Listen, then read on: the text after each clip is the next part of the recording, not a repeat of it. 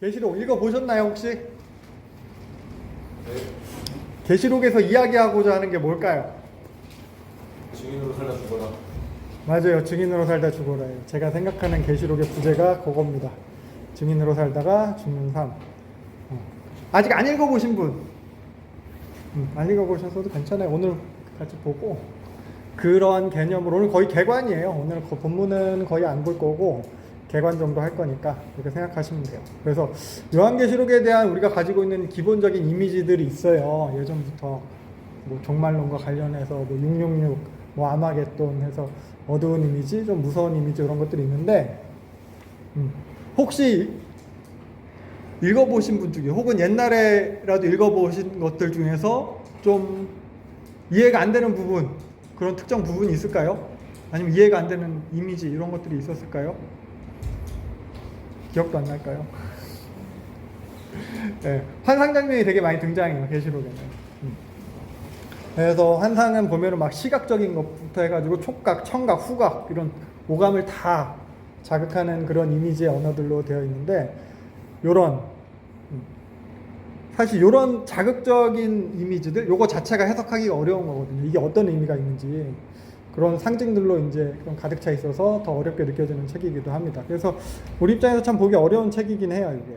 그래서, 그리고 계시록은 신약 성경 정경화 과정에서 또 이게 논란이 있었던 책들 중에 하나예요. 그만큼 이제 이걸 갖다 신약 성경에 넣어야 되나 빼야 되나 이런 의견들이 있었다는 거죠. 그리고 종교개혁 당시에 그 루터나 칼빈 같은 경우도 계시록에 대해서 되게 어려워했어요. 그러니까 어려운 책이고 그렇다 보니까 이단들이 더 사용하게 된 책이에요. 그러니까 이거 이단들이 사용하면서 이제 특정 집단의 자신들의 그런 주장과 이득을 위해서 그런 잘못된 종말론을 정당화하기 위해서 사용된 경우가 많았던 책이에요. 지금도 어떻게 보면 가장 오해가 많이 되고 있는 책이 이 계시록입니다. 그래서 오늘은 이 계시록이 어떤 책인지 어떻게 봐야 하는지 오늘 이 시간에 간단하게 소개해 보도록 하겠습니다. 그래서 먼저 우리가 이제 글의 양식에 대해서 좀 볼게요. 계시록이 어떤 종류의 글일까? 문학 장르 종류들이 많잖아요. 그러니까 어떤 글을 해석하는 데 있어서 우리가 그 글의 양식을 이해하는 게 중요해요. 그래야지 오해가 덜해요. 그래서 계시록의 글의 양식은 어떻게 될까요? 글의 양식. 묵시문학. 맞아요. 묵시문학. 또 계시록 딱 처음에 시작하면은 그런 1절부터 4절까지 계시록의 양식들에 대해서 쭉쭉쭉 어떻게 보면은 설명이 된다면 설명이 되거든요. 그래서 계시록은 편지예요, 편지. 진짜 원래 편지. 그리고 예언서고 말했듯이 묵시문학이고 그리고 낭독문이에요. 그래서 요 중에서 우리한테 제일 그나마 익숙한 게 우리가 익숙한 형태로 많이 접해본 게 편지겠죠, 편지. 글의 양식을 보면 이 정도로 생각을 할 수 있는데 그래서 신약 성경 후반부에 보면 대부분이 다 서신서거든요. 계시록도 그런 거예요. 계시록 1장 4절부터 6절까지 보면은 계시록이 이제 편지인 것에 대해서 이렇게 밝히고 있습니다. 7교회 편지 한원이 그리고 5절부터 6절까지는 거의 편지의 첫 인사격이에요. 22장 21절도 같이 보면은 마지막도 계시록도 마칠 때도 이제 편지 인사 형식으로 다른 서신서들과 같이 이렇게 이제 진행이 되고 있습니다. 그래서 발신자, 수신자, 편지의 첫인사, 끝인사 여기 있는 거죠. 특히 이제 2장이랑 3장을 보면은 7교회에 대한 얘기가 쭉 나오면서 7교회에 편지하라, 편지 보내라고 직접 명령을 하고 있는 것들이 있어요. 그래서 전체 계시록도 이렇게 처음에 첫인사, 끝인사로 해서 전체 계시록도 편지이긴 하지만 특히 2장과 3장은 더욱더 그런 서신의 특징, 서신서의 특징을 보인다고 할 수 있어요. 그리고 뭐 바울서신도 뭐 옥중서신, 뭐 에베소서 이런 것들 보면 대부분 다 회람서신이거든요. 그래서 계시록도 회람서신이에요. 그러니까 특정 개인에게 쓴 글이기도 하지만 그렇다기보다는 교회들이 돌려가면서 읽도록 한 모든 교회들에게 필요한 메시지, 그런 회람서신인 거예요. 그래서 이것도 보면은 2장 3장에 보면은 각 교회들에게 메시지를 전해요. 에베소 교회, 서머나 교회, 버가모 교회 줄줄 전하면서 항상 후렴구처럼 이런 식으로 등장하는 게 귀 있는 자는 성령이 교회들에게 하는 말씀을 들을지어다. 니네 교회만 들으라가 아니라 교회들인 거예요. 그래서 모든 교회가 읽어야 되는 편지가 요 계시록이라고 했습니다. 그래서 편지의 특징은 수신자랑 발신자가 있다는 거예요. 수신자와 발신자가 서로 간에 잘 알고 있다는 거예요. 그러니까 수신자와 발신자 사이에 그들의 문화와 역사와 지리와 혹은 당면한 그런 문제점 이런 거 서로의 상황들을 잘 알고 있다는 그 정황이 구체적이고 실제적이라는 거예요. 편지는. 그래서 그 편지의 내용이 뭐 권면일 수도 있고 위로일 수도 있고 책망일 수도 있고 감사일 수도 있고 하지만 결국 그런 수신자가 어떤 상황에 처했는지 그런 구체적인 상황이 편지의 내용에 반영되게 되는 거죠. 그래서 서로의 그런 관계를 반영해서 수신자가 처한 상황에 대한 그런 특정 목적을 가지고 기록한 글이 편지입니다. 그래서 편지는 실제적인 그런 상황에 대해 쓴 거를 그래서 문자적으로 해석해요. 해석하는 데 있어서. 아까 처음에 소개할 때 계시록이 환상과 상징들로 환상들로 가득하다고 했지만 특히 2장과 3장에 있는 부분에 있어서는 편지니까 특히 실제 수신자한테 기록한 글이니까 그걸 염두에 두고 읽어야 돼요. 그러니까 내용상 보면 비유적으로 표현된 부분들이 있긴 있어요. 근데 결국 수신자, 그 원독자의 상황만 잘 파악하고 읽는다면은 그런 부분 어렵지 않게 읽을 수 있을 것 같아요. 그래서 2장과 3장이 이런 주로 편지의 형식이라고 할 수 있겠고요. 그 다음으로 나타난 게 계시록의 양식으로 볼 수 있는 게 예언입니다. 그래서 계시록 본문에서도 스스로 이것도 이제 예언인 것을 밝히고 있거든요. 1장 3절 보면은 이 예언의 말씀을 읽는 자와 듣는 자, 예언의 말씀인 것에 대해서 뒤에도 쭉 보면은 계시록이 예언인 것에 대해서 저자가 스스로 밝히고 있어요.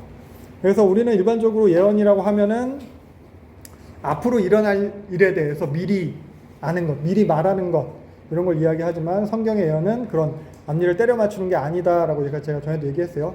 그래도 우리 뭐 성경 개관하면서도 얘기했고 저랑 예언서 하셨던 분들 기억나실지 모르겠지만 그래서 미래에 일어날 일을 점치는 것에 목적이 있는 것이 아니라 하나님께서 주신 말씀을 대언하는 것이 예언이다라고 하는 게 성경적 예언에 대한 정의라고 할 수 있어요. 맡겨주신 말씀을 전하는 거예요. 그래서 성경 예언의 주된 초점은 미래에 있는 것이 아니라 현재에 초점이 있어요. 현재에 관심이 많아요. 앞일을 예견하는 것이 아니라 현재의 삶을 권면하는 데 목적이 있는 거예요. 그래서 구약 성경 전체를 보면은 구약의 선지서들, 예언서들 많이 있잖아요. 선지서들 보면은 그 선지서들에서 전체 분량에서 나타나는 이제 뭐 선지서 전체 분량의 각 절들을 갖다 분석을 해봤을 때 그 각 절들의 90% 이상이 현재의 일에 관련된 것들이에요. 그리고 한 10% 정도만 미래에 관련된 것들이고 그 10%도 대부분이 메시아 예언이에요. 예수님에 대한. 그렇다 보니까 앞에 뭔 일이 일어날 거다 하고 때려 맞히는 식의 예언은 되게 적다는 거예요. 물론 없진 않아요. 있긴 있어요. 그래서 관심사가 대부분 다 현재에 있어요. 90% 이상. 그래서 그럼 예언서의 메시지가 뭐냐? 라고 해서 예전에 저랑 하셨던 분 생각나는지 모르겠어요. 예언서의 메시지. 주된 예언서의 메시지는 돌아오라예요. 돌아오라였어요. 기억나세요? 어디로 돌아오래요? 여호와 신앙. 여호와 신앙과 사회 정의. 너희들 여호와 신앙과 사회 정의 지키지 않아서 심판당한다. 이 얘기를 하고 있는 거예요. 근데 돌아오면은 회복될 것이다. 이 얘기가 이제 예언서에서 뭐 골자로 하고 있는 주된 메시지가 이 틀에서 이제 벗어나지 않아요. 그래서 심판당하는데 요 심판의 근거가 요거예요. 언약이에요. 회복의 근거도 요 언약에 있어요. 그래서 여기서 목적은 뭐냐? 요거예요. 이게 현재예요. 현재 너희가 이 언약으로 돌아와야 된다. 현재를 바꾸기 위한 거예요. 회개하라는 거예요. 그래서 요 회복의 소망을 가지고 이 현재를 살아라. 이게 예언서의 주된 메시지예요. 그러니까 애들 키우다 보면 혹은 모르겠어요. 기관 선생님들은 그런 말씀 하시는지 모르겠지만 애들한테 너 자꾸 그러다 엄마한테 혼난다. 이런 식. 이게 예언이에요. 애들한테 이 말 하는 이유가 뭐예요? 엄마한테 너 이렇게 혼나고 저렇게 혼나고 혼날 종류에 대해서 알려주기 위한 건가요? 지금 너 그렇게 하지 말라는 거잖아요. 처벌받을 것에 대해서 얘기해 주는 것이 아니라 목적 자체는 지금 그 잘못된 짓 하지 마라. 예언서로 치면은 돌아와라. 회개해라. 이게 목적이에요. 요나서 기억나시죠? 요나서에서 요나가 한 게 그거예요. 40일이 지나면 니느웨가 멸망할 것이다. 망할 것이다. 요나는 마음 같았으면 진짜 망하면 좋겠다고 했지만 하나님께서 요나에게 전하라고 하신 목적은 지금 니네 고치라는 거예요. 현재가 목적이에요. 그래서 계시록도 어떤 미래에 그런 일어날 일을 궁금증을 해결해주는 그런 게 목적인 책이 아니라는 거예요. 예수님이 언제 오실지, 예수님이 오실 때 어떤 증상이 이런 게 나타날지 그런 걸 알려주는 책이 아니에요. 미래를 알려주고 그러니까 그럼 니네 이런 거 준비해야 되지 않겠냐? 미래에 전쟁이 있을 거다, 기근이 있을 거다. 그러니까 마트 가서 사재기 해라. 그런 걸 준비하기 위해서 알려주는 책이 아니라는 거죠. 당시 청중들의 상황, 원독자들의 상황, 그들의 상태에 목적을 가져요. 어떻게 보면 편지랑 다르지 않아요. 이런 구체적인 정황. 그들의 상황에 대해서 권면하고 책망하고 위로하고 격려하고 요거 이런 목적이 예언에 있는 거예요. 다만 예언은 그 기준이 언약이라는 거. 현재를 권면하는데 세상의 기준을 가지고 권면하는 게 아니라 언약을 가지고 현재를 어떻게 살지를 갖다가 바라는 언약을 바탕으로 현재를 살아가라 이 얘기를 해주는 거예요. 그래서 뭐 하박국서 같은 경우도 그렇죠. 하박국서 같은 경우에는 선지자 자체가 현실에 대해서 하나님한테 막 탄원을 하거든요. 악인이 득세하고 있습니다. 너무 타락했습니다. 부패했습니다. 그러니까 하나님께서 말씀하시죠. 바벨론이 와서 싹 다 죽일 거야. 걔는 얼마나 잔인한지 알아? 그러니까 하박국이 다시 얘기하죠. 하나님, 그래도 의인을 악인이 멸하는 게 옳습니까? 너무한 거 아닙니까? 그러니까 하나님이 그래서 내가 바벨론도 완전히 멸망시킬 거야 하면서 5가지의 화를 갖다 탕탕탕탕 얘기해서 싹 다 망할 거고 그래서 내 이름을 인정하는 것이 여호와의 영광을 인정하는 것이 온 땅에 가득할 것이다. 물이 바다 덮음같이 그 얘기를 하시는 거거든요. 그래서 현재를 어떻게 살 거냐 라고 했을 때 그 하나님의 성품을 받아들이고 또 하나님께서 회복하신다는 언약을 받아들이고 해서 무화과 나무 잎이 없고 외양간에 송아지가 없어서 여호와 하나님으로 즐거워 기뻐한다. 그래서 현재를 갖다가 그렇게 살아라. 근거는 하나님께서 약속하신 것 때문에. 그래서 예언을 해석하고 정형하는 데 있어서 중요한 게 언약이라는 거. 언약의 근거 안에서 해석해야 된다는 거. 그래서 계시록도 마찬가지예요. 많은 환상과 상징들이 있어요. 그래서 그 의미를 해석하는데 우리가 혼란스러울 수 있는데 이 언약이라는 큰 틀 안에서 해석을 해야지 오류에 빠지지 않아요. 그래서 언약에 대해서도 잘 알아야 돼요. 언약에 대해서. 그리고 당시 청중들의 상황, 현재에 대해서도 잘 알아야 돼요. 그래서 어떻게 보면 이거 과거죠. 과거와 현재에 대해서 잘 알아야지 미래에 대해서 다르게 알 수 있다는 거예요. 그러니까 언약과 현재 청중의 상황과 그에 따른 앞으로의 결과. 계시록이 이걸 말해요. 사실 다 말하고 있어요. 언약이라 하면 우리 신약시대에 살고 있는 계시록도 신약시대 사람들이죠. 그 언약이라 하면 예수 그리스도의 초림이에요. 그리고 현재는 그때 당시에 7교회 교회들의 상태겠죠. 그리고 앞으로의 조망 어떻게 될 것이냐. 요 예수 그리스도의 초림에 근거해서 이것을 이야기하고 있는 책입니다. 근데 계시록은 구약의 예언서들이랑은 조금은 다른 특징이 나타나요. 계시록은 일단 그냥 간단한 걸로 생각할 때 기록하기 위해서 쓰여진 기록하기 위한 예언이에요. 그러니까 구약의 예언서들은 처음부터 목적을 기록하기 위해서 쓰여진 예언서들은 별로 없어요. 예언자가 예언 활동을 하고 혹은 하나님께서 어떤 환상을 보여주시고 그리고 나서 그걸 갖다 그 이후에 예언자의 행적이라던가 예언자가 선포했던 말씀이라던가 어떤 환상에 대해서 따로 기록을 한 거라면은 요거는 계시록은 처음부터 하나님께서 기록하기 위해서 말씀하시고 기록하기 위해서 보여주시고 한다는 거예요. 뭔가 그래서 좀 더 목적에 더 잘 접근을 할 수 있고 뭔가 좀 더 어떻게 보면은 그 구성 자체가 구조 자체가 좀 더 안정적일 수 있다는 거예요.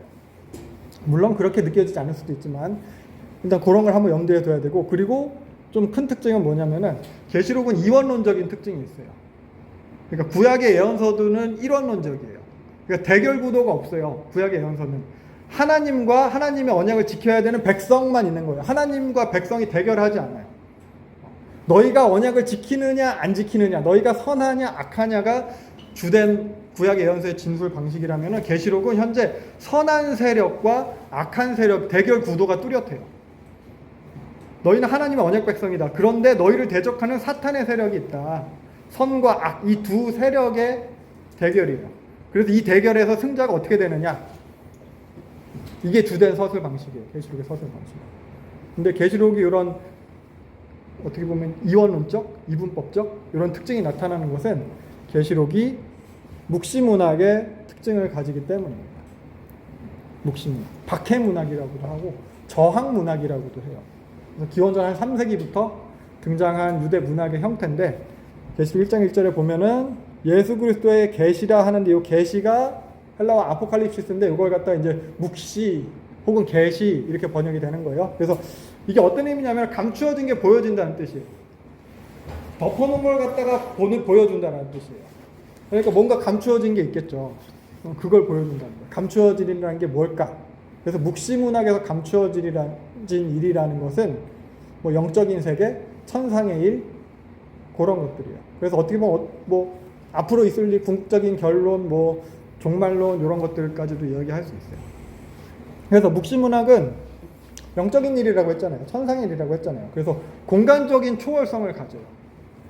이 땅과 하늘이라는 영적인 세계는 공간적인 초월성, 그리고 시간적인 초월성을 가져요. 현재지만 과거도 갑자기 얘기하고 미래까지도 볼 수 있어요. 시간과 공간의 초월성을 가진다는 것, 이걸 좀 기억해야 될 것 같아요. 그래서 그걸로 인해서 궁극적인 종말의 모습에 대해서 이야기를 해주는 거예요. 현재의 모습과 궁극적인 종말의 모습에 대해서 영적 세계에서 공간적인 초월성을 가져서 영적 세계에서는 이게 어떤 의미를 지니는지 그런 해석이 나타나게 되는 거예요. 요거를 이야기 형식으로, 내러티브 형식으로 전개해가는 게 묵시문학의 특징입니다. 그러니까 잠언이나 뭐 레위기 이런 거는 뭐 율법서 이런 거는 스토리가 없잖아요. 그런 게 아니라 이야기 형식을 가진다.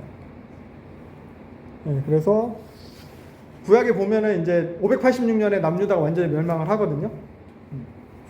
바벨론의 포로로 잡혀가요.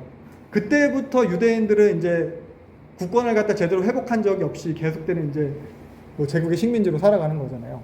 그래서 바벨론 포로기의 예언들 속에서 그런 묵시문학적 형태들이 나타나거든요. 특히 이제 메시아 대망 사상이에요. 그러니까 이후에 바벨론 이후에 페르시아, 그 다음에 헬라 제국, 그 다음에 로마 계속 식민 통치를 이어지면서 구원자를 갖다 계속 기다리는 거예요. 그게 메시아 대망 사상이거든요. 그래서 그 포로기 이후에 기록된 예언서들에는 그런 메시아 예언들이 많이 나타나요. 그러면서 그게 이제 절정에 달했던 게 헬라 제국, 안티오코스 에피파네스의 그런 핍박의 경험, 중간 삼에서 잠깐 얘기했었는데 기억하실지 모르겠어요. 그 셀레우코스 왕조에서 안티오코스 에피파네스가 뭐 제우스 신상을 갖다 성전에다 세우고 돼지고기로 제사 드리고 막 이렇게 했던 것들, 그런 경험에서 헬레니즘에 대한 반작용으로 나타나는 게 이제 묵시문학의 형태로 더 강하게 나타나게 되는 거거든요. 그러니까 박해자들에 대한 저항 문서예요. 박해문학이에요. 그러니까 박해문학이라고 하면 우리한테도 좀 친숙한 형태라고 할 수 있거든요. 일제 강점기의 작품들, 수능 본지 오래돼서 기억은 잘 안 나실 수 있지만 거기에서 나타나는 게 그거예요. 우리 저항시 보면 뭐 비유 상징으로 돼 있잖아요. 그러니까 묵시문학도 마찬가지로 박해문학에서는 실제 명칭을 드러내지 않아요. 저 나쁜 로마, 저 나쁜 일본, 뭐 천황 이런 걸 등장하지 않아요. 그래서 박해문학 작품 중에서 기억나세요? 이육서의 광야? 참 어려운 시 중에 하나예요, 이거. 근데 여기서도 보면은 실제 명칭을 등장시키지 않아요. 여기 보면은 차마 이곳을 범한, 이곳 어딘지 몰라요. 근데 이곳이 어디예요? 그냥 조국이겠죠. 한반도일 거예요. 조선일 거예요. 뭐 대한제국일 거예요. 그래서 여기, 이 광야, 이것이 생각하는 것들은 다 뭐 조국이에요. 이걸 갖다 이제 이런 식으로 상징적으로 표현을 하는 거죠. 그리고 지금 눈 내리고, 이 눈 뭐예요? 일제치하예요. 가나안 노래시, 뭐 광복에 대한, 독립에 대한 노래겠죠. 그리고 초인이 온대요. 뭐 구원자겠죠. 이런 식으로 각각이 나타내는 상징들이 있는 거죠. 이게 묵시문학, 박해문학. 그리고 보면은 한영훈의 님의 침묵도 보면 여기 님, 그리고 조국에 대한 거죠. 혹은 고종 황제일 수도 있고, 님은 갔대요. 사랑하는 나의 님은 갔대요. 그리고 주권을 잃어버리는 거, 그리고 주권에 대한 통치권이라고도 할 수 있을 거예요. 근데 다시 만날 것을 믿습니다. 주권이 회복될 것을 갖다 믿는다는 거예요. 그리고 나는 보내지 아니하였다. 이런 표현들. 이게 우리가 이제 접해온 그런 묵시문학의 형태, 박해문학의 형태라고도 생각할 수 있을 거예요. 그래서 이런 게 당시 이제 일본 치하에서 일제 뭐 이육사 시인은 그래서 뭐 감옥에도 갇히고 하긴 했지만 일제 치하에서 이게 이제 불온 문서잖아요. 이런 사람들이 이런 행동이 좋아 보이지 않는 거잖아요. 그래서 계시록도 일부러 그런 박해자들이 알기 어렵게 일부러 좀 그렇게 복잡하게 헷갈리게 쓰여진 그런 면도 있어요. 그러다 보니까 상징들이 많이 나타나요. 여기에서 상징은 방금 시에서도 상징들을 봤지만 여기에서 계시록에서 나타난 상징은 자기들끼리는 그래도 잘 알 수 있는 상징이에요. 로마 제국 혹은 믿지 않는 다른 사람들은 읽으면은 그냥 판타지 소설 같고 뭔 얘기인지 모르겠고 이런 거지만 아는 사람들끼리 읽으면은 그러니까 우리 편이 읽으면은 알 수 있는 글인 거예요. 쟤네가 남의 편 읽으면 몰라. 우리 편은 알아. 이런 이중성을 띠는 거예요. 그래서 우리 편이 아니면은 읽어도 어려운 책. 그래서 우리가 계시록을 읽을 때 잘 알겠다, 이해가 된다 하면 우리는 우리 편이고 읽었는데 뭔 소리인지 모르겠다 하면 우리 편이 아닌 거죠. 그래서 오늘부터 계시록을 보면서 모두가 우리 편이 되면 좋겠습니다. 그러니까 몰라도 아는 척 하시고 남의 편 되면 안 되니까. 상징이 많이 등장하는데 상징이 어려울 수 있는 이유는 그 상징이 의미하는 바가 따로 있기 때문이거든요.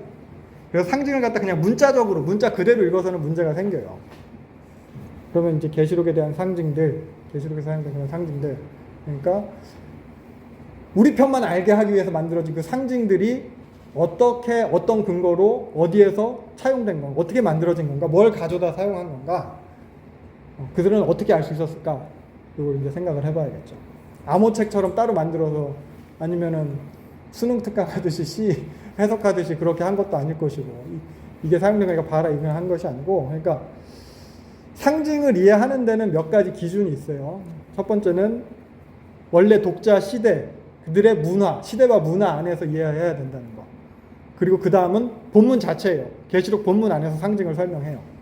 그리고 이미 과거의 성경에서 등장했던 거. 우리 편이잖아요. 우리는 성경을 보는 교회잖아요. 그러니까 이미 우리가 본 성경 안에서 등장했던 걸 갖다 사용을 해요.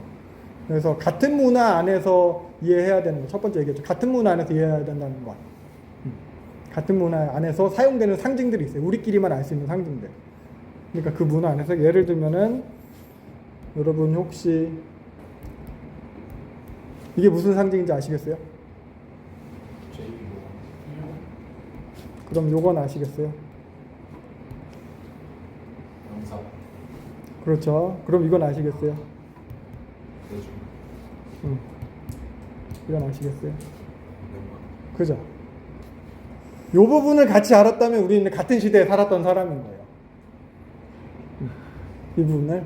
근데 이 부분을 잘 몰랐다 하면 이 부분을 갖다 JP 모건으로 해석하는 사람들의 시대가 있는 거고 이 부분을 갖다 종필로 해석하는 사람들, 김종필로 해석하는 사람들의 시대가 있는 거고 이거 갖다 메가바이트로 읽는 사람들, 다른 나라 사람들은 뭐 그럴지도 몰라요.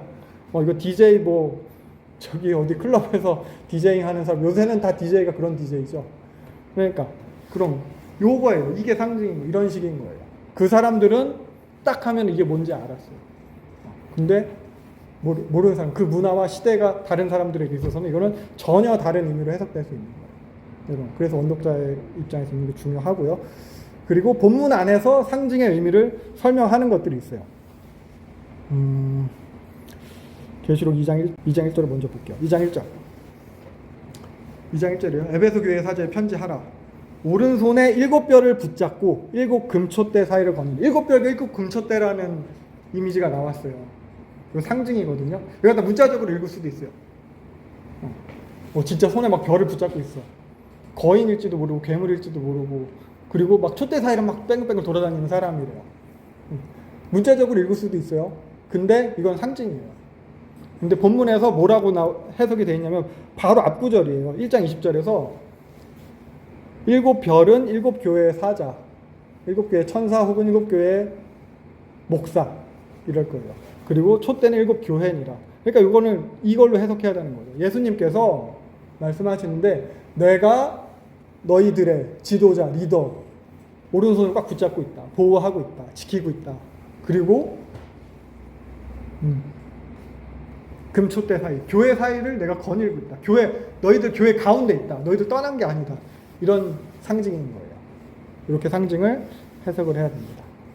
그리고 구약에 대부분 등장했던 이미지를 가져다가 또 계시록에서 상징으로 사용을 하거든요.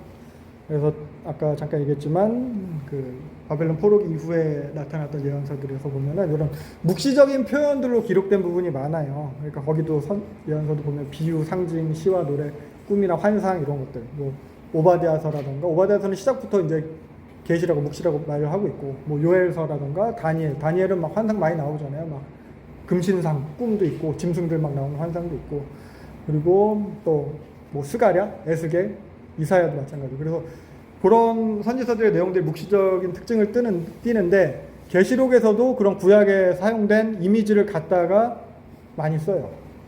예를 들면은 다니엘서에서 나오는 거 이런 거 뿔이 10개 있는 짐승 계시록에서도 그대로 뿔이 10개 있는 짐승으로 등장을 해요. 제국적인 권태를 갖다 상징하는 거예요. 이런 거. 그리고 또 에스겔에서 등장했던 네 생물들 사람 그리고 사자 그리고 소 독수리 여기도 뭐 순서는 바뀌었지만 사자 소 사람 독수리 이런 생물의 형상 뭐 천사죠. 영적 존재예요. 그룹이에요. 그리고 또 이제 그 선지서는 아니지만 창세기에서도 나타난 이미지를 계시록에서 이렇게 사용을 합니다. 요셉이 꿈을 꿨어요. 해와 달과 11별이 자기에게 절하하는 거. 해, 달, 별. 근데 계시록에도 어떤 이런 이미지를 가지고 등장을 해요.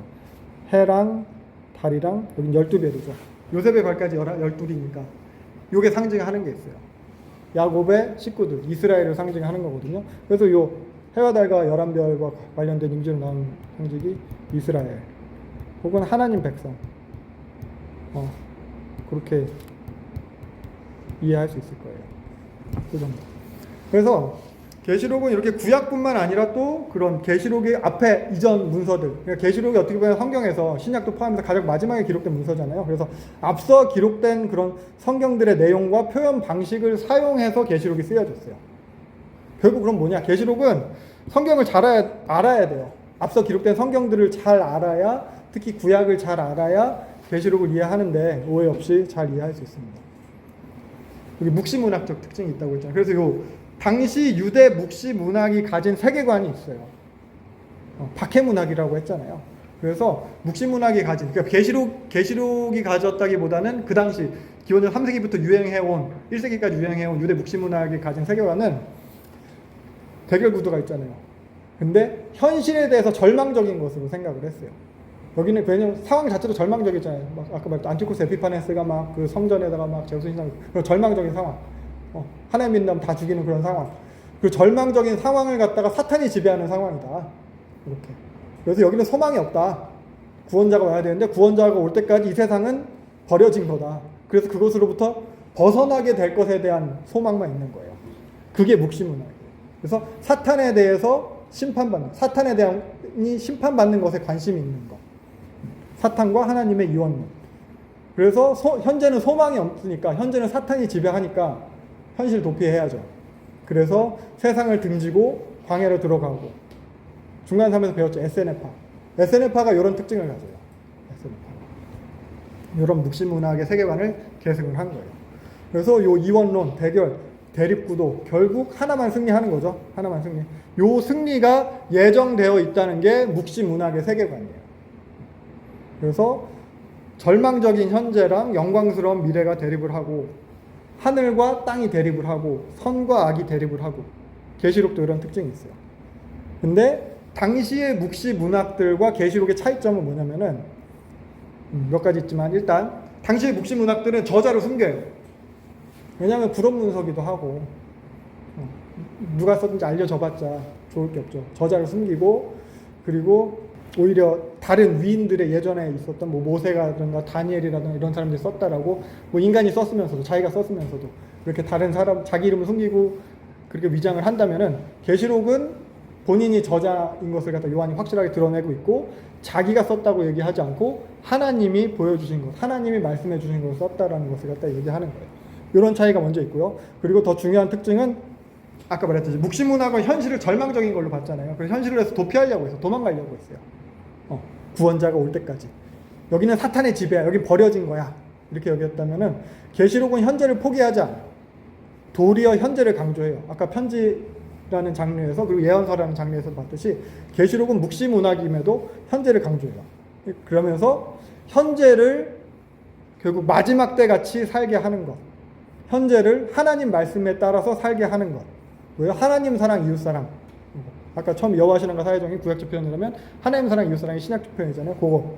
그래서 개인주의로 막 나만 챙기고 나만 어디 숨어 살고 이게 아니고 공동체를 돌아보고 챙기게 하는 것.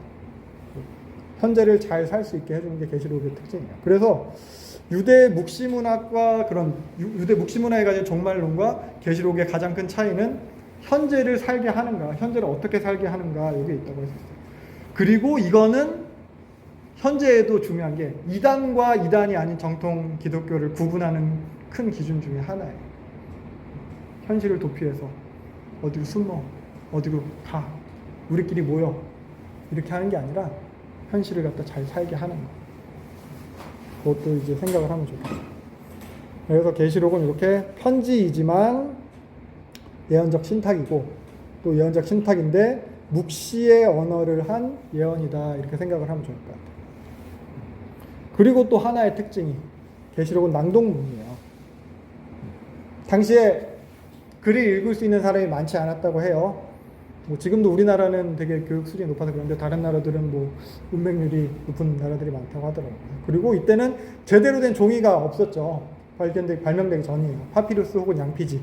그렇기 때문에 가난한 사람들은 책을 소유할 수가 없었어요. 그래서 계시록도 마찬가지로 책으로 출판돼서 각자 가지고 다니면서 읽고 묵상하고 뭐 이런 거라기보다는 낭독을 위해 쓰여진 책이에요. 한 사람이 낭독을 하면은 여러 사람이 듣는 그런 형태죠. 그래서 계시록 1장 3절도 보면은 그걸 갖다가 이제 표현해주고 있는데 여기서 사실 한글에는 표현이 안 됐지만 원어를 보면은 읽는 자는 단수로 표현되어 있고 듣는 자랑 지키는 자 이거는 복수로 표현되어 있어요. 계시록 1장 3절에. 그래서 한 사람이 읽어주고 여러 사람이 듣는 거예요. 그럼 이게 글로 전달되는 게 아니잖아요. 말하는 거 제가 지금까지 말한 거 한 30분 얘기했는데 다 기억하시겠어요? 못하죠. 그렇기 때문에 이걸 기억하게 하기 위해서 계시록 안에는 여러 장치들이 있는 거예요. 자극적인 그런 장면들, 환상의 모습들을 통해서 기억에 참 남도록 하는 거. 일종의 연상 기법이죠. 암기 잘하시는 분들 그렇게 하죠. 그런 거. 그런 식으로 그림 언어를 갖다 많이 사용한다는 거. 근데 그래도 책 전체 분량을 보면은 길어요. 한 번에 낭독하거나 한 번에 낭독해서 그걸 다 기억할 수가 없어요. 그러니까 편지이긴 하지만 다른 서신들에 비해서 길이가 상당하거든요.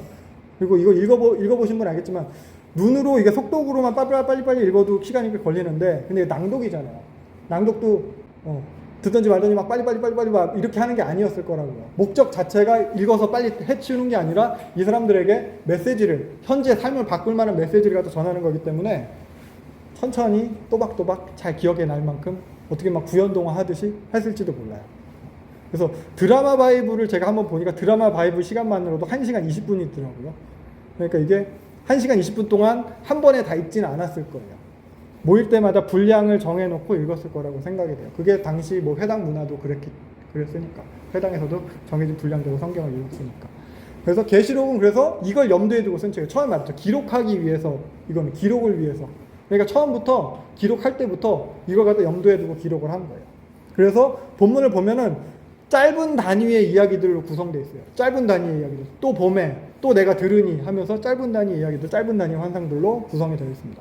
그러면서 이 구조를 보면은 동일 주제를 갖다가 반복을 하고 있어요. 계속 새로운 주제를 갖다 놔가지고 너 이거 다 기억해야 돼가 아니고 같은 주제를 반복해요. 또 다른 이야기지만 같은 주제를 반복해요. 또 다른 환상이지만 같은 주제를 반복해요. 요거예요. 기억하기 쉬운 구조와 또 기억하기 쉬운 묘사 그렇게 되어 있습니다. 그래서 구조를 갖다 간단하게 보면은 요거는 구조라기보다는 그냥 단락을 갖다 구분해 놓은 거예요. 이렇게 보시면 될 것 같아요.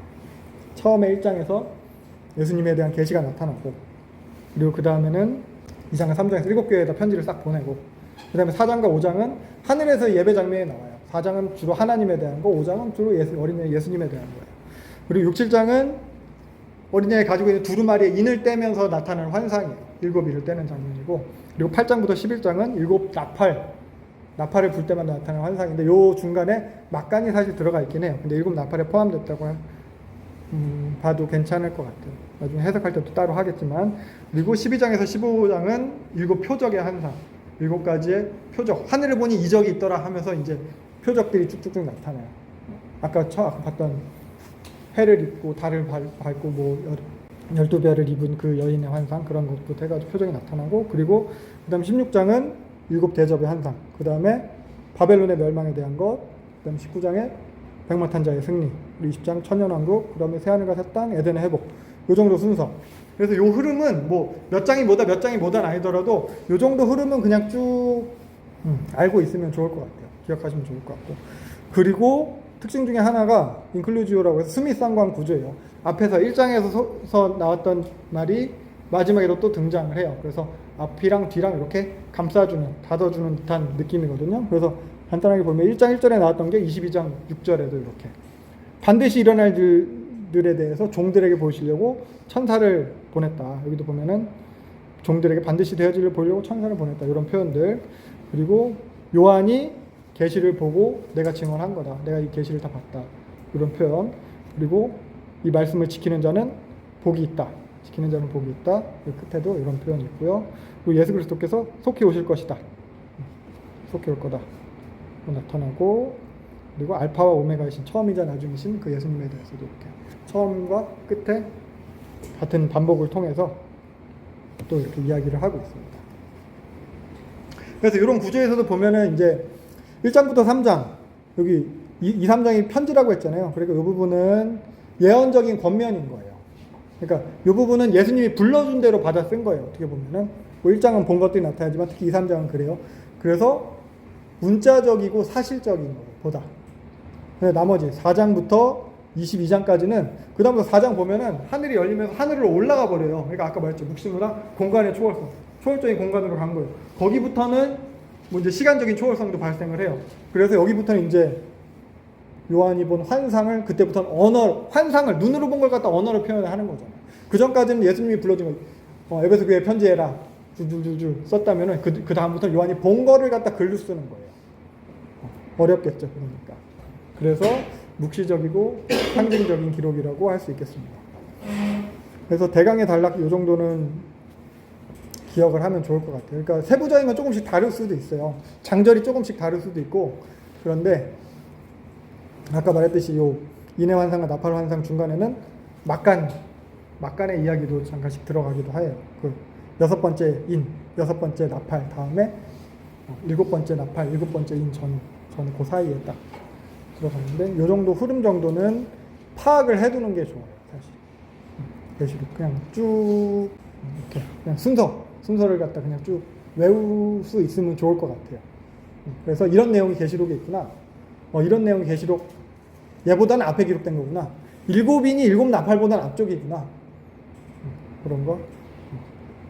천년왕국 다음에 새하늘과 새 땅 신부에 대한 이야기가 나오는구나. 음녀 바벨론 멸망 다음에 백마탄자가 승리하는 모습이 나오는구나. 이런 식으로. 그래서 나중에 좀 더 구체적으로 요 구조를 볼 건데, 요거는 그냥 내용을 이해하는 차원에서 이렇게 단락별로 이 정도로 구분을 할 수 있을 거예요. 그래서 계시록이 낭독문이기 때문에 이렇게 그냥 단락별로 단락 안에서 이야기하고자 하는 것들이 이렇게 딱딱딱딱 구분이 잘 되어 있어요. 기억하기 쉽게. 그리고 아까 말했죠. 같은 주제를 반복한다는 거예요. 요런 거는 이제 앞으로 계시록의 구조를 파악하는데 좀 중요한 바탕이 되거든요. 그러니까 계시록의 이런 서사 흐름이 이렇게 순서대로 쭉 썼다고 해서 앞에 게 무조건 먼저 일어나고 뒤에 건 무조건 나중에 일어난다. 선후 관계가 아니라는 거예요. 그거를 기억해야 돼요. 좀 사도행전을 갖다 우리가 설명을 해볼게요. 사도행전 같은 경우는 이제 성경에서도 역사서잖아요. 사도행전은 시간순이에요. 사도행전은 만약에 1장에 다음에 1장이 쭉 있고 나서 1장 뭐예요? 예수님 승천하고 마띠아 세우고, 그 다음에 2장이 시작돼요. 2장 뭐예요? 오순절 성령 감명. 그 다음에 뭐예요? 3장 요한과 베드로가 성전 미문에 앉은 배 고쳐요. 그 다음에 뭐예요? 4장 베드로와 요한이 잡혀가 공회에서 재판을 받아요.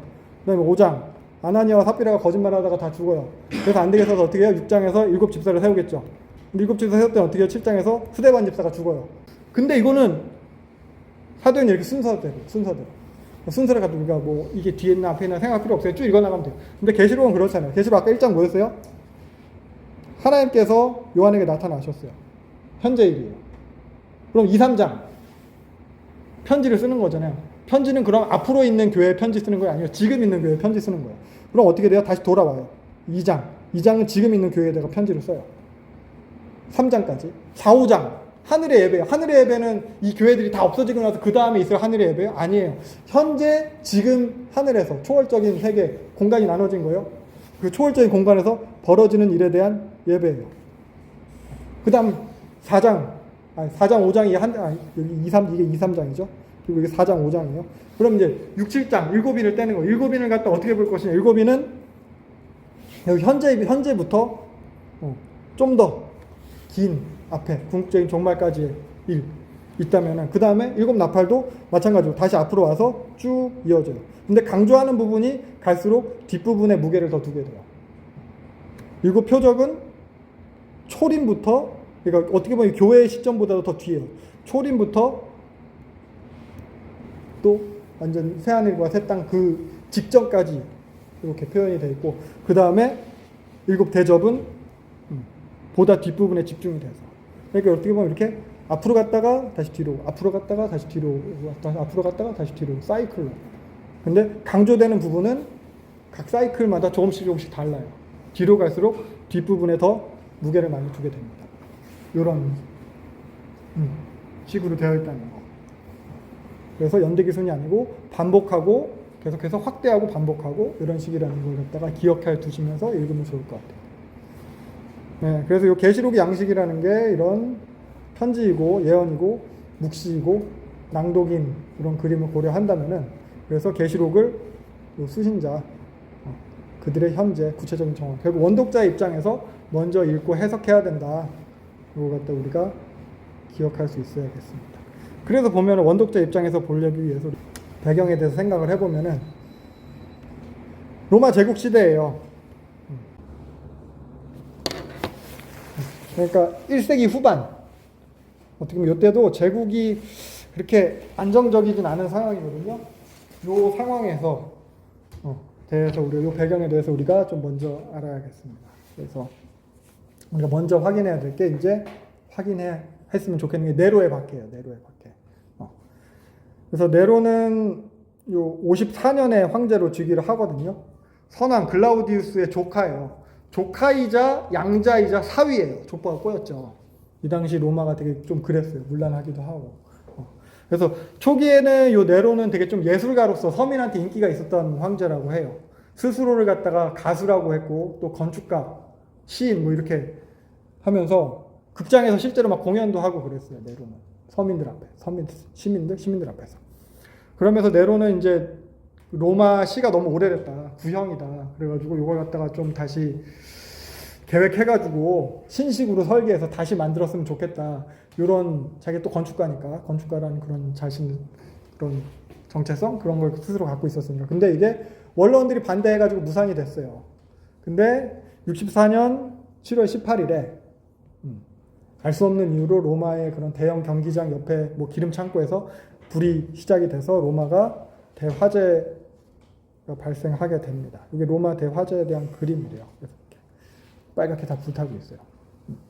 그러니까 로마도 이제 구시가지고, 그러니까 목적 건물이 밀집 지역이었고 해가지고 다 탈 수밖에 없대요. 그리고 지중해성 기후가 7월이잖아요. 여기 불난 때가 이제 7월 18일. 그러니까 지중해성 기후의 특징은 여름이 덥고 건조하대요. 불이 잘 타는 거예요. 그러니까 그래서 계속 탔어요. 계속. 그래서 6일 동안 불이 타고, 지금도 미국도 지금 계속 불 나고 있죠. LA 쪽. 꽤 오래됐던데 거기도 한 보름 됐나? 산불이 되게 크던데, 여기도 6일 동안 불이 타고 꺼지는 줄 알았는데 다시 바람이 불어서 3일 동안 더 탔어요. 그래서 보면은 그 당시 화재 구역, 이게 로마 그 당시 시의 모습이거든요. 좀 찌글찌글하죠, 구역이. 그러니까 이렇게 오래됐으니까 내려가 다시 정비를 하고 싶었나 봐요. 근데 3개 구역은 완전히 전소됐고, 14개 구역이에요. 총 14개 구역 중에서 10개 구역이 피해를 본 거예요. 3개는 완전히 전소됐고 7개 구역은 그래도 심각한 피해를 보고, 나머지도 뭐 좀 피해들을 봤죠.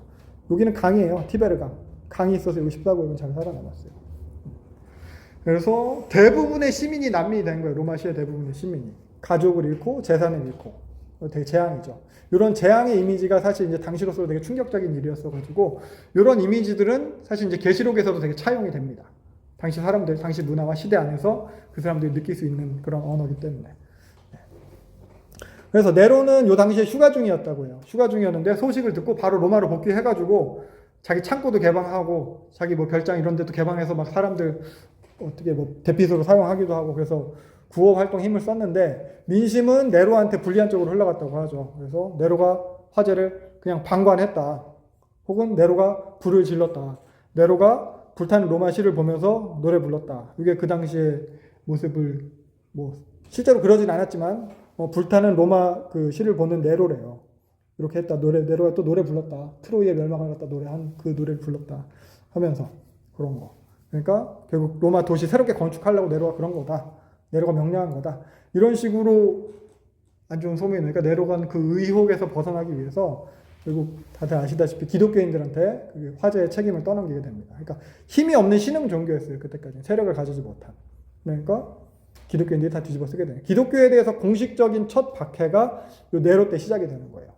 그래서 기독교인들은 이제 체포당하고 고문당하고 그리고 처형당하는 거죠. 잘 알려졌다시피 이렇게 원형 경기장에서 맹수들한테 그런 먹이로 던져지거나 십자가형에 처해지거나 혹은 검투사들한테 그렇게 살해당하는 방식 혹은 그 그리스 로마 신화에 나오는 그 장면을 재현하면서 죽였다고 그래요. 뭐 이카루스가 추락해서 죽잖아요. 그렇게 해서 추락사 시키기도 하고 그리고 요 장면은 그 테베의 섭정 리코스의 아내가 황소 뿔에 받쳐서 죽는 장면이래요. 이런 식으로 그런 장면들을 갖다가 그러니까 볼거리를 제공하면서 처형을 하는 거죠. 시민들에게. 그리고 밤에는 이렇게 장대에 매달아서 밀랍으로 칠한 뒤에 불을 붙여서 횃불로 사용하고 그래서 기독교 순교자가 이 네로 박해 때 이제 본격적으로 등장을 하기 시작했어요. 그러니까 기독교인이라는 이유로 그냥 억울하게 죽는 거죠. 어떻게 보면 자신들도 화재의 피해자인데 우리 집도 다 탔는데 내 재산도 있고 그랬는데 근데 방화범 누명 쓰고 죽는 거예요. 그러면서 니네가 로마를 전복하려는 테러리스트다. 그리고 베드로도 바울도 요 시기에 다 이제 순교를 당하게 되는 거죠. 그래서 요 네로 박해가 이후 있었던 그런 박해의 대명사처럼 어떻게 모티브처럼 사용되게 돼요. 박해의 원형적인 모습인 거예요. 구원의 원형적인 모습, 구원의 모티브로 그 출애굽 사건이 계속해서 이제 선지서에서도 신약에서도 물론 계시록에서도 차용이 되거든요. 그것처럼 요 네로 박해의 모습은 그런 박해의 모티브로 사용이 되게 됩니다. 그래서 네로 박해 때 결국 배교자들도 많이 나왔어요. 신앙을 포기하는 신자들도 많이 나왔고, 근데 결국 남아있는 기독교 공동체가 있었고, 남아있는 사람들은 그 사람들끼리의 결속을 갖다 더 강화시키는 계기가 됐어요. 요 박해가. 그러면서 지하 무덤, 카타콤으로 숨어 들어가기 시작한 것도 이때 시기입니다. 요거는 로마에 있는 프리실라 카타콤이래요. 요 카타콤이 벽화가 잘 보존이 돼 있대요. 그래서 기독교 초기 문화에 대해서, 그 초기 미술에 대해서 잘 알 수 있는 곳이라고 하더라고요. 그래서 이렇게 지금 이렇게 조명이 밝게 돼 있지만 그 당시 되게 깜깜했을 거예요. 여기 방이 있고 여기도 보면은 이렇게 예배당도 있어요. 이 안에서 예배 드리고 이 안에서 살고 그랬겠죠. 근데 보면 이렇게 그렇게 막 넓지만 않아요. 이렇게 좁아요. 좁고 그 안에 보면 그냥 무덤들이 같이 있고 그래요. 틈에다 다 이렇게 다 그런 시신을 갖다 놓고 그렇게 했대. 그래서 이때부터 이제 뭐 카타콤에서 태어나서 죽을 때까지 카타콤에 살다 죽기도 하고. 왜냐면 네로 이후에도 핍박은 크고 작은 형태로 계속됐거든요. 그래서 뭐 여긴 이건 로마의 카타콤이지만 그 터키 갑바도기아 카타콤이 제일 유명하다고 해요. 거기는 뭐 지하 8층까지? 근데 안전상의 이유로 지금 한 4층까지만 개방한다고 하는데 거기가 제일 잘 보존이 돼 있다 하더라고요. 아무튼 그래서 네로 박해 때 이런 것들이 시작이 되고요. 근데 그나마 다행인 거는 이 네로 박해는 로마 화재로 인해서 일어나는 거죠. 그러니까 로마 시에 국한된 박해였어요. 로마 근처에. 다른 동네 사는 사람들은 뭐 박해가 그렇게 있지는 않았어요. 로마에만 국한된 경향을 띄었고, 그래서 이제 다른 곳에 있던 사람들은 크게 이제 피해를 보자. 그러니까 로마를 막 탈출하기도 하고 그런 거죠. 근데 결국 박해를 견딘 성도들이 있었잖아요. 교회가 있었잖아요. 요 믿음이 그들이 지킨 신앙이 오히려 이제 기독교를 좀 더 유명하게 만들었어요. 처음에는 사람들이 열광했겠죠. 죽이라고 소리 지르고, 다 손 요거 우 이렇게 해가지고 네로가 탁 이렇게 하면 다 죽이고 열광했겠죠 극장에서. 근데 이제 이게 그 사람들도 아는 거예요. 저 사람들 잘못 없이 죽는다는 거예요. 그러면서 의문이 생기는 거죠. 저 사람들 그냥 신앙을 부정하면 되는데 예수 안 믿는다고 하면 되는데. 근데 굳이 죽어서까지 믿는 것? 그런 것. 그런 기독교가 드러나기 시작을 했고, 그러면서 이제 제국 내에서 기독교 전파가 더 촉진되게 됐어요. 그러니까 결국 목숨을 잃는 거잖아요. 순교자들이잖아요. 그런 순교자들의 그런 감동적인 이야기들, 요게 기독교에 대한 이미지가 되는 거예요. 영웅시되기 시작하고, 깨끗한 이미지, 순결한 이미지, 고결한 이미지, 이런 인식이 생기기 시작하는 거죠. 그러면서 이방인들도 이제 유대교랑 기독교랑 다르다는 것을 이제 인식하기 시작을 해요. 그 전까지는 유대교가 있었고, 유대교 중에서도 어떤 분파, 바리새파, 뭐 나사렛파, 뭐 사두개파 이렇게 분파 중에 하나 아니냐, 뭐 이렇게 했는데, 이방인들도 쟤네는 유대교가 아니네 라는 인식이 이때부터 시작이 돼요. 그리고 네로 박해는 68년에 네로가 이제 자살하는 것을 기점으로 조금씩 이제 잦아들기 시작합니다. 네로가 이때 워낙 그렇게 폭정을 하니까 원로원들이 이제 네로를 갖다 이제 반대하기 시작하면서 장군 한 명 갈바를 세워가지고 네로를 죽이려고 이제 하니까 네로가 그거 알고 도망가서 결국에 이제 자살하는 거죠. 근데 요 시점, 요 네로 박해, 결국 박해의 모티브가 되는 사건이라고 했잖아요. 그러면서 결국 기독교인들이 죽는 이유, 그들의 신앙 고백, 이런 것들이 로마 제국에 반하는 것이다. 로마 제국이랑 어울리는 것은 아니다. 이것이 이제 밝혀지기도 시작하는 거예요. 왜냐하면 이 사람들이 주장한 건 하나님 나라였거든요. 복음서에서도 혹은 예수님께서도 계속 가르쳤던 게 하나님 나라였고, 그리고 우상 숭배를 안 했어요. 그러니까 제국의 신들을 갖다 섬기지 않았어요. 이거는 결국 로마 제국에 충성하지 않는 거거든요. 그럼 이들이 생각하는 거예요. 예수가 다시 오신다. 뭘로 와요? 왕으로. 그러니까 이들이 가지고 있는 신앙 고백, 이런 사상이 제국의 위협적인 거, 제국에 대한 불손 세력, 위해 세력으로 인식되기 시작을 했습니다. 그러면 네로 이후에 요 사이에 2년이 채 안 되는 시간 동안 3명의 왕이 등극을 해요. 갈바, 오토, 비텔리우스. 이 사람들이. 근데 다 지들끼리 쿠데타하고 뭐 내란 일으키고 막 이렇게 하다가 다 없어지고, 결국 요 베스파시안이, 사실 베스파시안은 이때 예루살렘 포위하고 있었어요. 예루살렘 포위 공격 중인 베스파시안이 딱 이제 자기 네로가 보내서 왔는데 네로는 자살했고 어떻게 됐나 예의주시하다가 저기서 자기들끼리 싸우니까 결국 군대의 지지를 얻어서 그냥 다시 로마로 들어가서 자기가 왕자가 됩니다. 그래서 플라비우스 왕조가 시작이 되는 거예요. 그래서 그 전까지는 원로원의 지지를 받아서 왕이 됐다면 플라비우스 왕조부터는 군대의 지지를 받아서 시작된 왕조가 시작이 되게 됩니다. 그래서 네로 박해가 이 당시 우리가 기억해야 될 사건, 배경이 될 수 있는 사건, 모티브로 될 수 있는 사건이고, 그리고 또 우리가 생각할 수 있는 게 예루살렘 멸망이에요. 예루살렘 멸망과 성전파. 그 66년에 이 게시우스 폴루스가 이 사람이 로마 총독이거든요. 로마 총독인 이 사람이 나쁜 사람인 거예요. 성전을 털어가지고 17달란트를 빼앗아 갔어요. 17달란트. 엄청 큰 돈인 거예요. 엄청 큰 돈. 그러니까 군중들이 화가 많이 났어요. 그래가지고 이방인이 그렇게 성전에 있는 걸 갖다 마음대로 갖다 쓴 것도 화가 나는데 막 뺏어가니까, 그래서 시위를 했는데 항의를 하니까 그냥 다 살해를 해버렸어요. 무참하게. 그러니까 뭐 무방비잖아요. 이 사람 무장한 사람도 아닌데 그냥 시위된데도 다 살해를 한 거예요. 그러면서 유대교에 대해서 무시하고 모욕하고 이런 게 계속 되니까 결국 대규모로 봉기를 했어요. 유대인들이 반란을 일으킨 거예요. 그래서 베스파시안이 출정을 하게 된 거예요. 네로의 장수였던 베스파시안이 3개의 군단, 15군단, 뭐 6만 군사를 가지고 왔대요. 그때 상황이 이렇습니다. 그래서 예루살렘을 갖다 딱 포위하는데, 이때 예루살렘 안에서들도 이제 뭐 강경파들끼리도 지들끼리 막 싸웠어요. 제사장을 중심으로 한 세력이 있고, 열심당을 중심으로 한 세력이 있고. 근데 그 사이에 온건파가 있었어요. 온건파 랍비 요하난이 어떻게 보면 베스파시안의 투항해요. 투항하면서 나가가지고 이 사람 탈출을 해요. 그래서 요 얌니아라는 곳으로 탈출을 해서 여기서 유대인 랍비 학교를 세우게 되고요. 기독교인들은 이때 도망을 가요. 또 펠라 이쪽으로. 누가복음에 예수님께서 말씀하시거든요. 이 성이 군대들에게 에워싸진 거 보면은 마지막 때다. 너희들 산으로 도망가라. 도망간 거예요. 그 말씀 따라서. 근데 베스파시안이 포위했다가 로마로 돌아갔죠.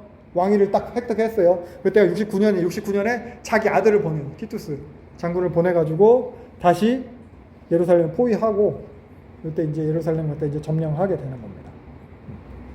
그래서 보면 아예 도망도 못 가게 성을 갖다가 이렇게 딱 포위벽을 둘러싸고서는 그냥 그 안에서 다 잡아 죽였다고 해요. 도망도 못 가게 하고 티투스 때 와가지고. 그래가지고 성전이 이렇게 파괴가 되고 성전 파괴되는 모습이고요.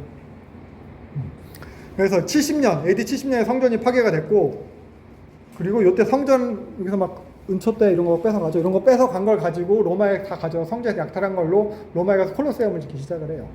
그래서 콜로세움이 72년에 짓기 시작해서 80년, 그러니까 베스파시안 때 짓기 시작해서 그 아들이 티투스잖아요. 티투스가 왕이 될 때 완공이 되게 됩니다. 그러면서 요 예루살렘 멸망을 결국 하게 되는 건데, 요 티투스가 이걸 점령을 한 거잖아요. 그래서 티투스 로마 포로 로마인가 여기 보면 티투스 개선문이 있대요. 티투스가 베스파시안이 그러니까 어떻게 보면 자기가 원론의 지지를 받을 것도 아니고 왕족도 아니고 그러니까 정당성을 확보하기 위해서 자기 아들한테 왕이 물려줄 거니까 그걸 갖다 이제 큰 업적으로 기리기 위해서 이렇게 개선문을 만들어줬대요. 티투스 개선문. 근데 안에 보면 이런 문양들이 되게 많아요. 구조가 많은데 여기 보면은 예루살렘 약탈하는 성전 약탈하는 모습이 또 크게 새겨져 있습니다. 촛대 가져가 이런.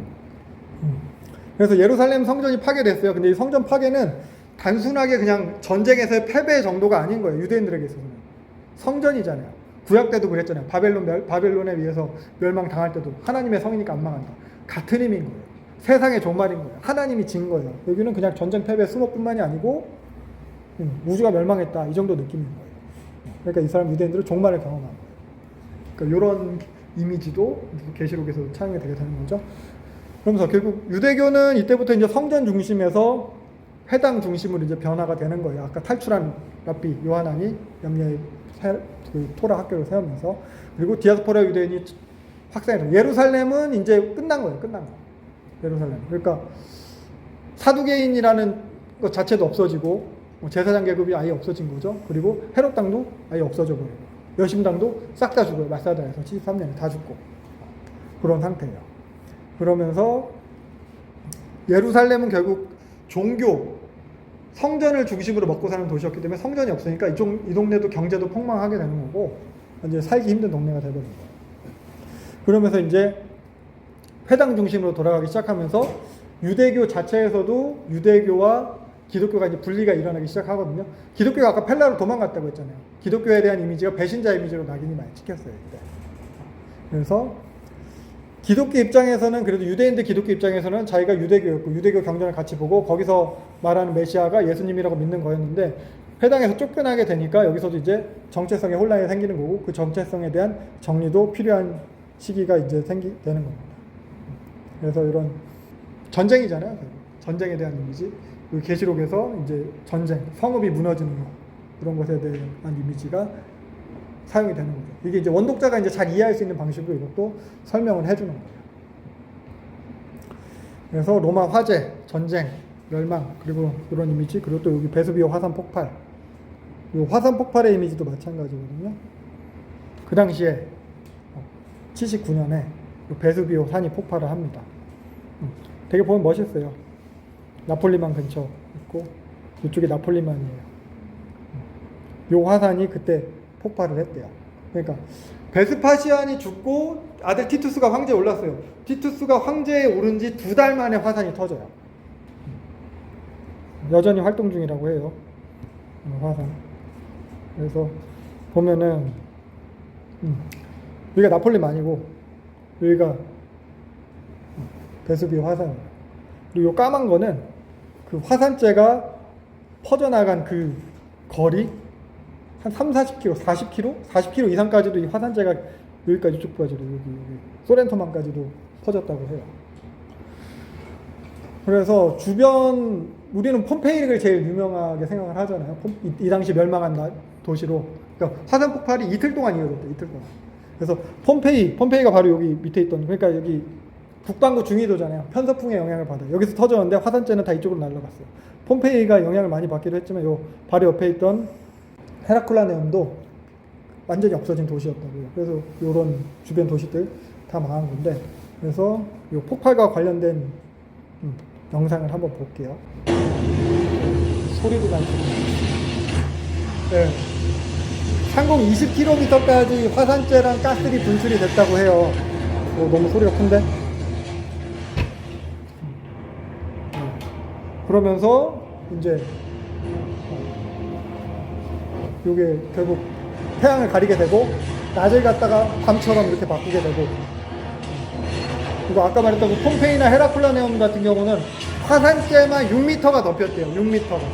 그러니까 화산재 무게 때문에도 막 지붕 무너지고 막 다 질식해지고, 그리고 가스 같은 것도 많이 나오거든요. 막 염화수소 막 이런 것들. 그래서 다 지진도 일어나니까 건물도 같이 붕괴되고 그랬대요. 그리고 특히 아까 본 그 헤라클라네움 같은 경우는 화산 쇠설유라고 하더라고요. 용암 말고 화산 쇠설유라는 게 700도 정도 되는 뭐 진흙, 뭐 그런 먼지 이런 게 갑자기 도시를 갖다 덮쳐가지고 덮치는 속도가 한 시속 100km 정도 된다고 해요. 그래서 순식간에 다 사람은 없어져 버리고 유물만 남고, 그리고 이런 해저 지진을 동반해가지고 해안 도시는 쓰나미도 있었을 것이다. 그렇게 얘기를 하더라고요. 그래서 폼페이랑 헤라클라네움 같은 경우는 로마 주요 상업 도시였어요. 그러니까 대규모 인구 손실도 있었고 경제적으로도 타격이 되게 큰 거예요.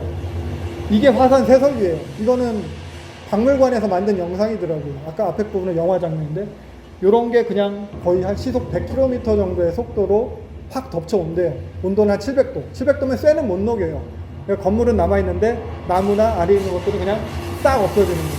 이렇게. 그래서 도시가 순식간에 없어졌다고. 그러니까 이렇게 화산재랑 화산가스랑 이런 게 이제 땅을 오염시키죠. 물도 오염시키죠. 수십 년간 농업 생산을 할 수 없는 거예요. 산성비 내리죠. 땅이 산성화되죠. 지하수도 산성화되죠. 쓴물로 변하게 돼요. 계시록에 나타나는 그런 표현들도 여기서 이제 우리가 또 염두에 둔 거다라고 생각할 수 있을 것 같아요. 바다도 오염됐다고 해요. 화산재가 유입을 하고 바다 표면에서 이제 산소도 부족해지고 뭐 칼륨, 인 이런 것들이 막 증가가 되면서 일시적으로 뭐 바다 수온도 올라가고요. 그러면서 이제 집단 폐사하는 거죠. 먹이사슬도 이제 파괴되고 그러면서 여기 만이다 보니까 아까 지도에서 보셨듯이 여기가 만으로 돼 있잖아요. 그러니까 그 오염된 것들이 잘 순환도 잘 안 되고 그래서 이제 어려운 거죠. 어류 개체수 계속 감소하고 그러면서 상당한 시간 동안 어업이 어려웠을 거고요. 수십 년 동안 농사를 지을 수 없었다고 해요. 그러니까 여기는 없어졌다. 근데 티투스가 왕이 된 지 황제가 된 2달 만에 벌어졌다고 했잖아요. 티투스가 이 폼페이 복원 작업에 엄청 노력을 해요. 엄청 열심히 해요. 온 힘을 쏟았는데 보면 알겠지만 재위 2년 만에 사망을 해요. 과로사했다고 해요. 힘들어서 온천으로 쉬러 갔다가 거기서 죽어요. 그리고 이때 81년에 요 티투스 죽던 그 해에 또 로마에 대규모 전염병까지 돌았어요. 요게 당시의 상황이에요. 화재, 전쟁, 화산 폭발, 자연재해, 그리고 전염병까지. 계시록에 나타나는 재앙의 이미지들이 당시에 크고 작은 이런 사건들로 인해서 이제 원독자들한테는 더 잘 와 닿을 수 있는 모습으로 또 이제 계시록의 저자가 기록을 한 거라고 볼 수 있을 거예요. 아무튼 그래서 갑자기 죽었잖아요. 온천 가서. 이런 상황에서 갑자기 왕으로 등극한 사람이 요 도미티아누스입니다. 도미티아누스는 어려울 때 왕이 된 거예요. 전염병도 왕이 되던 해에 전염병도 크게 돌았어요. 형은 막 재건 사업하다 죽었는데 재건은 사실 실패했어요.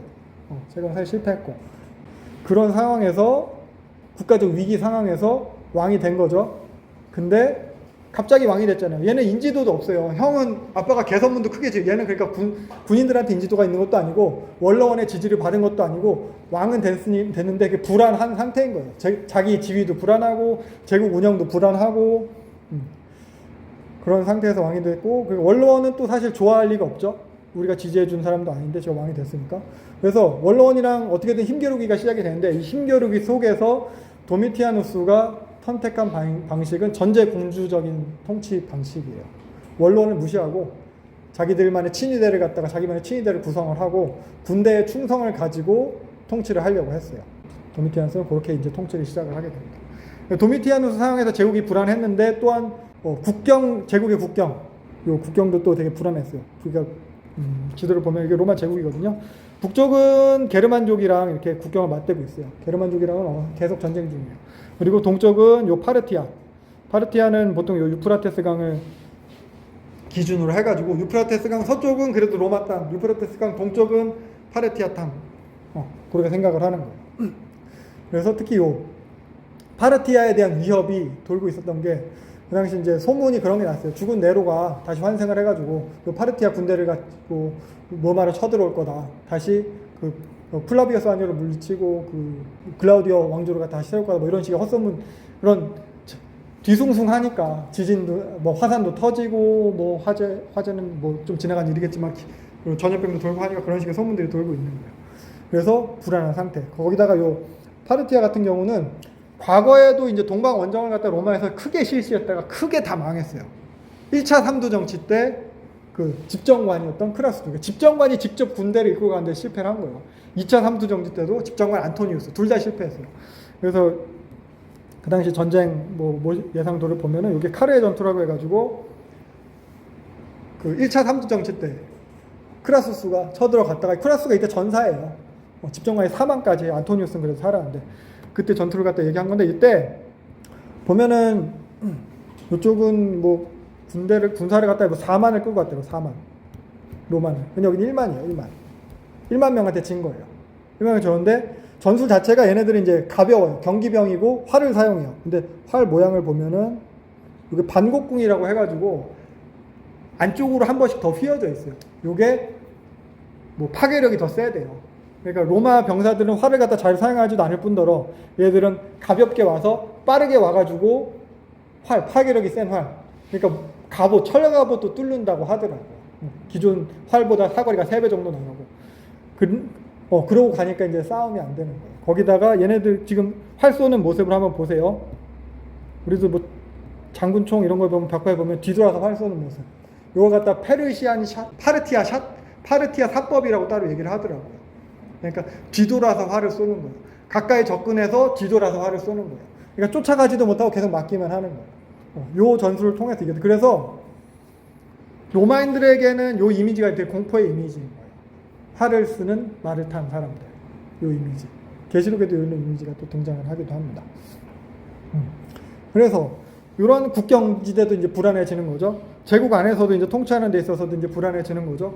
원로원들이랑도 계속 갈등을 겪고 있는 거죠. 정치적 위기, 이런 혼란을 갖다 이제 타개하기 위해서 도미티아누스가 제국이 되게 크잖아요. 광활한 이 제국을 갖다가 통합하기 위해서 제국을 위해서 한 정책이 기존 그리스 로마의 신들을 숭배를 갖다가 더 활성화, 강화를 시킵니다. 종교로 통합을 하는 거죠. 지금 이렇게 안 좋은 일이 있는 게 지금 제국이 이렇게 어려운 게 우리를 다스리는 우리를 보호해주는 우리 신들이 노예서다. 우리가 제대로 지금까지 안 섬겨서다. 제국을 위해서 우리는 기존의 그리스 신들, 올림푸스 12신을 섬겨야 된다. 그래서 제국의 신들에 대한 숭배를 갖다 부활을 시켰어요. 그러면서 제위 10년째인 81년에 왕이 되는데 제위 10년째인 90년부터는 자식이 자신을 갖다가 신으로 숭배할 거를 명령을 했어요. 나는 황제가 아니다. 나는 주님이자 하나님이다. 공식 문서에다 그렇게 쓰도록 했어요. 자신의 명칭 자체를 갖다 주님이자 하나님, 뭐 도미누스 에트 데우스 뭐 이렇게 했다고 해요. 그러니까 결국 이러한 입장은 이제 기독교인들한테 되게 어려워지는 거거든요. 단순하게 로마 신들 숭배만 해도 그런데 황제 숭배, 황제를 갖다 신으로 강요하는 거, 신전을 짓고 또 그리고 숭배를 하게 하는 것 자체가 이제 기독교인들에게는 되게 또 어려운 시기가 도래하는 거예요. 이거 갖다 도미티아누스 얼마나 강하게 이제 추진을 했냐면은 96년에는 집정관 중에 한 명이 사실 이제 자기 사촌인데 자기 조카인데 황제 숭배를 거부했어요. 사촌이에요. 그리고 집정관이에요. 되게 높은 지위거든요. 우리나라 지금 뭐 국무총리쯤 되겠죠. 사형시켰어요. 사형시키고 그 안에는 도미틸라는 귀양보래요. 어떻게 보면 이제 강압적인 거죠. 전제군주적으로 하면서 자기가 스스로 신인 것에 대해서 이렇게 그걸 통해서 자신의 지위를 확고화하고 제국을 갖다가 이제 통합을 하고 운영을 하려고 하는 정책의 수단일지 모르겠지만 이렇게 이런 통치 방식으로 인해서 결국 그 96년에 암살당해요. 원로원들이 그러면서 기록 말살형을 처해요. 로마에서 가장 심한 게 기록 말살형이거든요. 그러니까 진짜 나쁜 놈이었다는 게 이제 로마 사람들 입장에서도 그랬다는 거죠. 원로원들 입장에서. 그래서 계시록의 저작 시기가 요 도미티아누스 통치 시기로 여겨집니다. 그러면서 이제 90년부터 아까 말했듯이 자기를 갖다 하나님으로 칭했잖아요. 황제 숭배하라고 했잖아요. 그래서 이걸 거부하는 행위는 결국 국가에 대한 반역인 거예요. 제국을 위협하는 거다 이렇게 못을 박았어요. 그러면서 제국 곳곳에 신상 세우게 하고 근데 사실 헬라인들 입장에서는 이거 갖다 크게 거부할 이유가 없었어요. 왜냐하면 황제 숭배를 하고 황제를 위해 신상을 유치하면은 그 도시에는 혜택을 많이 줬거든요. 세금 감면해주고 특산물 같은 거 막 이렇게 많이 이렇게 거래할 수 있게 해주고 뭐 이런 걸 해주니까 에베소 같은 경우는 그래서 서로 황제 그 신전을 갖다가 짓겠다고 유치하려고 했던 도시 중에 하나였어요. 에베소 같은 경우. 그러니까 헬라인들 같은 경우는 이게 크게 문제가 안 돼요. 근데 문제는 유일신 사상을 믿는. 그러니까 로마가 어떻게 보면 다른 신들을 거부한 건 아니에요. 로마 시에도 보면 판테온이 있잖아요. 거기 보면 다른 신들도 다 허용하는 거예요. 근데 문제는 유일신인 애들이 문제인 거예요. 뭐 유대인들 그리고 기독교인들이에요. 근데 유대인들 아까 성전이 파괴됐잖아요. 성전 파괴된 이후에 유대인들에게 이제 성전세가 있었어요. 인두세 개념으로 반세계를 내죠. 예수님도 베드로한테 그래서 물고기 잡아서 반세계를 내라고 하죠. 그 반세계의 개념이 성전세 개념이 성전 파괴된 이후에는 종교세 개념으로 변화가 돼가지고 그걸 더 강화시켜서 로마에다 세금을 내게 됐어요. 유대인들은 어차피 그래도 나는 로마에 충성하는 의미 그 종교세로 이렇게 인두세를 갖다 추가로 더 내지 않냐 이게 되는 거예요. 그러니까 로마 제국이랑 유대교 간에 유대인들 간에 어느 정도 타협이 돼 있는 거예요. 근데 이전까지 기독교가 유대인의 한 분파였잖아요. 근데 지금 아니잖아요.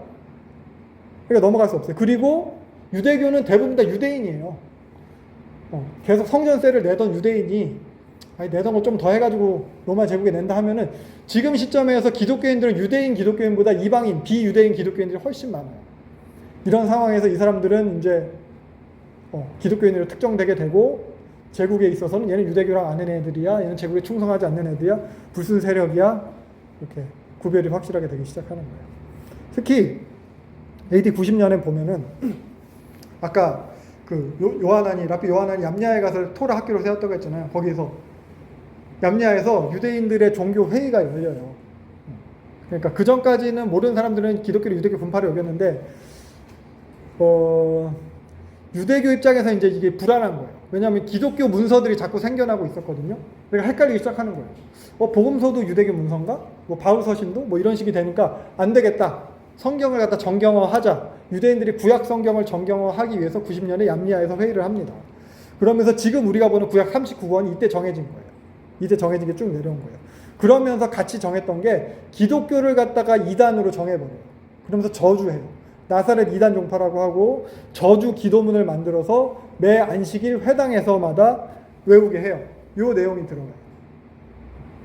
우리 주기도문 매일 외우듯이 소망이 없고 그 나라는 망할 거고 생명책에서 지워질 거고 그렇게 될 거다. 이런 것 같다. 그러니까 완전히 이제 유대인 기독교인 얼마 안 있지만 그 사람들도 회당 예배에 참여할 수가 없는 거예요.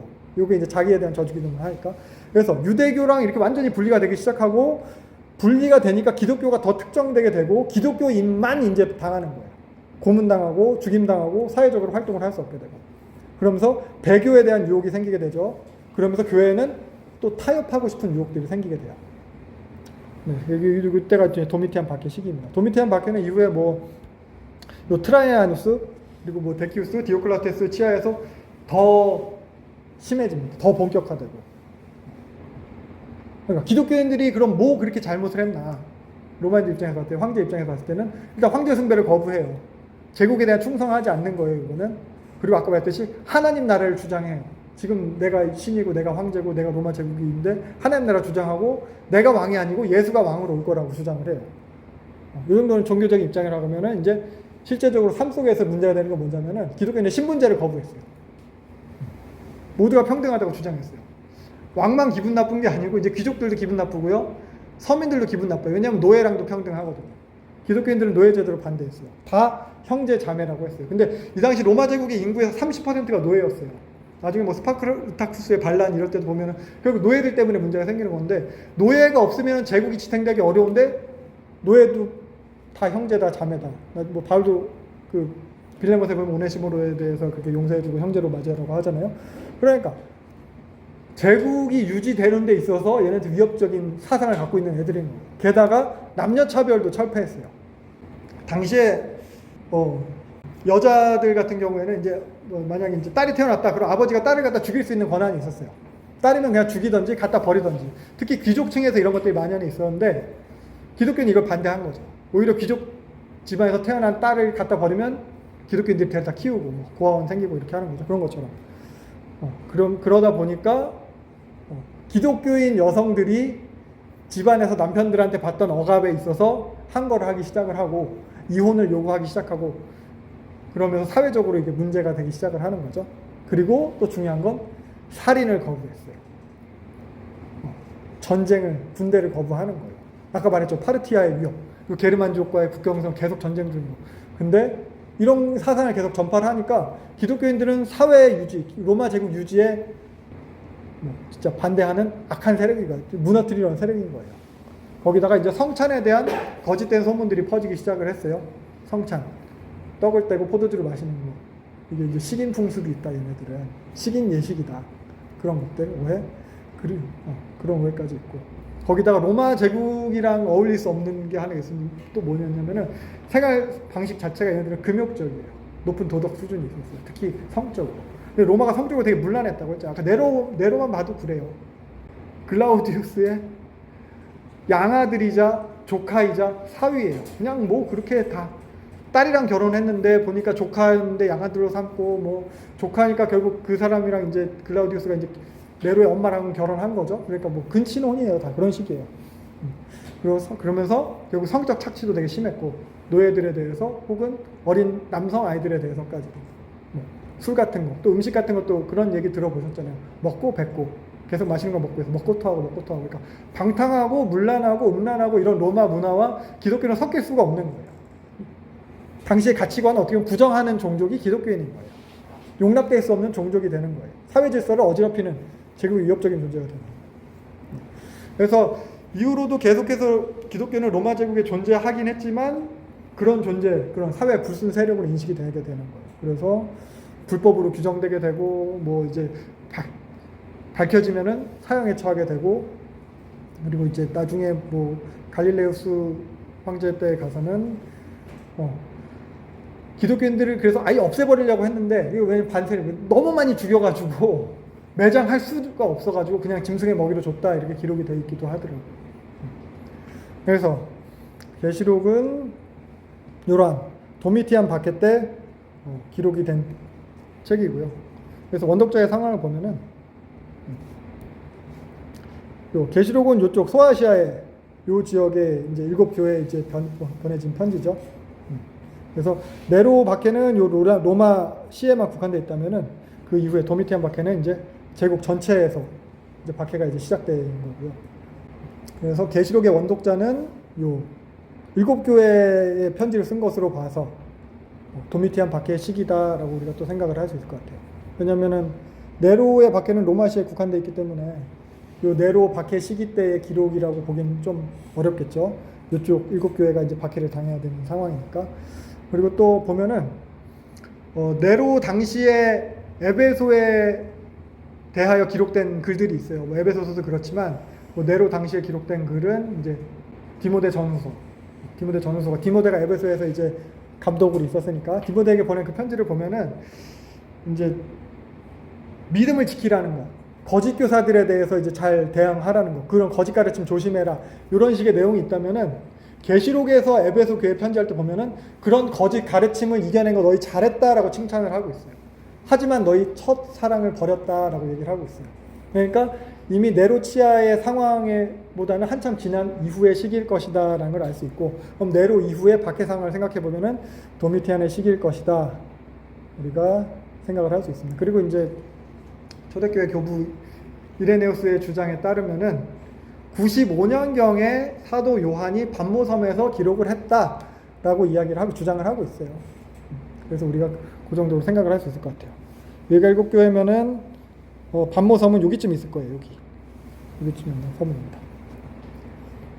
그래서 당시 교회 1세기 말 도미티아누스 시대 때 가진 교회 문제점들을 생각을 해보면은 첫 번째가 예수님의 재림의 지연에 대한 문제예요. 사실 예수님 금방 다시 오실 줄 알았거든요. 제자들도 그랬고 바울도 그렇게 전하고 다녔어요. 근데 베드로 죽고 바울 죽고 제자들 다 죽을 때까지 요한만 살아남은 상황인데 그때까지 안 오시는 거예요. 예수님 빨리 오셔야 됩니다. 그러니까 믿음이 흔들리게 되는 상황이고 성도들도 예수님 다시 오실 줄 알았는데 예수님 오시는 거 못 보고 자기가 먼저 죽고 교회 지도자들도 그렇게 죽고 그러니까 언제 오시나 계속 믿는 게 맞나 오시는 건 오시는 건가 이런 의문들이 한참 이제 생기기 시작할 때예요.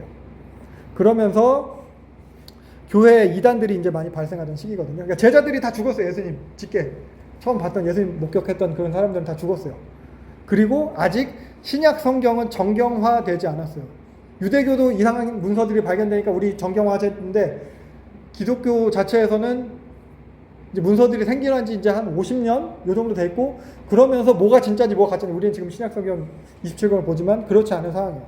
그러니까 공식 제자들 다 죽었다고 했잖아요. 그러니까 공식적으로 믿고 따를 만한 그런 가르침이 어떻게 확정되지 않은 상황이에요. 그러다 보니까 또 이방인들한테 이제 기독교가 더 퍼졌죠. 이방 사상이 들어오기 시작했어요. 동양의 신비주의, 헬라 사상들이 교회 안에도 영향을 미치기 시작을 합니다. 이방의 성도들이 더 많아지기 시작하니까 그들이 가진 기존 지식들이랑 문화를 가지고 교회 내로 계속 들어오는 거잖아요. 그래서 이단 사상들이 교회 안에서도 생기기 시작을 해요. 영지주의 이단이라고 우리가 쉽게 말하는. 그러니까 예수 믿는 구원이 아니라 다른 어떤 영적 체험, 영적 지식을 통해서 니네 구원 받을 수 있다. 이런 거 알아야 된다. 이런 거 해야 된다. 그러면서 그런 어떤 신비한 체험, 개인의 경험을 갖다 절대화하기도 시작을 하고 그래서 이런 거 할 줄 알아? 너 이런 거 알아? 너 이런 거 체험했어? 그럼 너 이제 됐어. 그 다음부터의 삶은 뭐 그냥 적당히 아무렇게나 살아도 괜찮고 물질을 갖다 추구해도 괜찮고 음란해도 괜찮고 우상숭배, 우상의 음식을 먹을 수도 있고 그러니까 지금은 좀 뭐 구원파적 신앙 그런 모습들 육은 아무래도 괜찮다는 식 너는 이미 영적으로 지식을 알았어 이런 거 그러니까 쉽게 말하면 타협이죠 그런 거 그러니까 이단 그리고 이런 식의 이단까지는 아니더라도 교회 안에서도 신앙과 수준 그런 신앙의 모습에 따라서 그런 갈등이 생기게 돼요. 너 그거 타협한 거 아니냐? 너 왜 이렇게 꽉 막힌 소리만 해? 이러면서 서로 유두리가 있는 거냐? 아니면 이건 배교냐? 그 기준이 뭐냐? 이런 교회의 내적인 문제들이 이제 생기기 시작을 하는 겁니다. 그리고 또 외부적으로도 아까 말했듯이 이건 제국에 박해가 있었어요. 심각한 문제죠. 이건. 내적인 문제와 외부적인 박해도 더 심각한 문제예요. 황제 숭배가 강요됐다고 했잖아요. 각 도시마다 그리스 로마의 전통 신전들이 있어요. 그리고 그 신전들은 종교 기관이기도 하지만 사회 기관이에요. 경제 기관이에요. 그러니까 조합의 역할도 해요.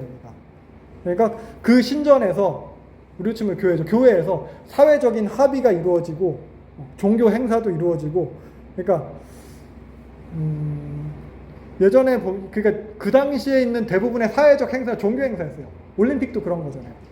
우리는 운동 경기 스포츠만 생각하지 그 당시 올림픽은 올림푸스 신들에게 제사를 드리고 나서 그 이후에 신들 앞에서 노는 행사인 거예요. 종교 행사, 모든 사회적 행사. 나중에 기독교 공인되고 나서 올림픽이 없어져요. 그래서 나중에 쿠베르탱이 근대 올림픽을 다시 만드는데 고대 올림픽은 그렇게 돼요. 아무튼 그런 식의 이제 종교 행사가 곧 사회적인 행사였고 정치적인 행사였고 그렇다 보니까 거기에 참여하지 않으면 사회적으로 자기가 생활을 하기가 어렵게 되는 거예요. 그리고 또 문제는 그런 사회 행사가 종교 행사가 단순히 종교 행사로 끝나는 것이 아니라 여기는 되게 음란했어요. 종교 행위 자체가 신전 창기, 신전에 있는 그런 여성 사제들과 성관계 맺는 것으로 이제 종교 행사가 이제 이루어지게 또 되거든요. 그러니까 이것도 음행이에요. 영적인 음행이기도 하고. 그래서 신전 제의에 참석을 안 하면 황제한테 충성 맹세를 안 하면 나중에는 그걸 하거든요. 신전 제의에 참석했다는 증명서도 발급해 주거든요. 이게 없으면은 어떤 권리도 부여받지 못하는 거예요. 내가 이 도시에서 하는 거니까 다 불법이 되는 거예요. 내가 장사하는 거, 내가 뭔가 일을 해서 돈 버는 거 다 불법이 되는 거예요. 그러니까 생활을 할 수는 없죠. 제국에 충성을 해야 돼요. 황제에게 충성을 해야 돼요. 결국에 우상숭배인데 그러니까 너 황제에 충성을 안 해? 제국을 위해서 이런 거 안 해? 로마를 위해서 이런 거 안 해? 그러면은 결국 니네들은 지들만 살려고 하는 애들, 인류애를 상실한 자, 편협한 자, 반사회적인 자 이런 식으로 낙인 찍혀서 왕따가 되는 거예요. 그래서 결국 황제 숭배는 아까 도비티안스가 그 처음에 그 로마 신들을 갖다가 다시 부활시키고 하는 것도 그랬듯이 제국을 위한 거였어요. 제국의 통합을 위해서, 제국을 안정시키기 위해서. 그래서 제국을 위해서 모든 것이 정당화되면서 그것에 거부하는 기독교인들은 착취를 피해를 보게 되는 거고 박해를 당하게 되는 거죠. 근데 기독교인들만 사실 착취당하고 박해를 받는 건 아니었어요. 거기 노예들이나 또 여성들이나 어린아이들이나 이런 것들은 다 제국을 위한다는 명목 하에서 로마 제국 안에서 다 착취의 대상이었던 거고 오히려 그런 차별받는 여성이나 어린아이나 고아나 이런 사람들은 오히려 기독교 안에서 어느 정도의 사회 안전망을 제공해주는 그런 모습이었다고 할 수도 있겠어요. 그래서 그런 로마의 신들을 숭배해서 이런 박해를 받는 중인 거고 그래서 계시록 본문에 의하면은 하나님의 말씀과 예수 그리스도에 대한 증거를 통해서 박해를 받는다라고 얘기를 하고 있어요. 그래서 사도 요한도 내가 그래서 이렇게 반모섬에 있다. 실제로 이것 때문에 감옥에 갇히게 되고 순교자가 발생하고 있는 상황이에요. 우상 숭배를 하지 않으면 제국에서 먹고 살 수 없는 상황. 그래서 이런 상황 안에서 아까 보여준 요 교회 내 이단들은 타협해도 괜찮다고 하는 거죠. 달콤한 유혹인 거예요. 그러니까 이런 상황이 이제 교회 상황입니다. 그리고 또 유대교도 이제 핍박을 하게 돼요. 90년에 완전히 분리가 되고 저주 기도를 하면서 제국에서 이제 우리는 그래도 종교세 내니까 근데 쟤네는 이제 핍박을 받잖아요. 유대인들이 밀고를 해요. 유대인들이 고발을 해서 이제 박해를 당하게 됩니다. 회당에서 그래서 계시록에서 보면 이렇게 나와요. 회당에 대해서 자칭 유대인이라 하는 자들은 유대인도 아니고 얘네 사탄이다. 아예 유대교에 대해서 유대인들에 대해서 유대인들의 회당에 대해서 사탄이라고 계시록에 이렇게 표현을 하고 있어요. 이런 시대 상황을 반영한 표현이라고 할 수 있고 비슷한 시기에 쓰여진 복음서에도 보면 요한복음에도 보면은 사실 예수님 당시에는 기독교이라는 개념도 없었고 다 유대교였는데도 이미 예수님 당시를 표현하는 데 있어서 사도 요한은 당시의 원독자들을 고려해서 이런 식의 표현을 씁니다.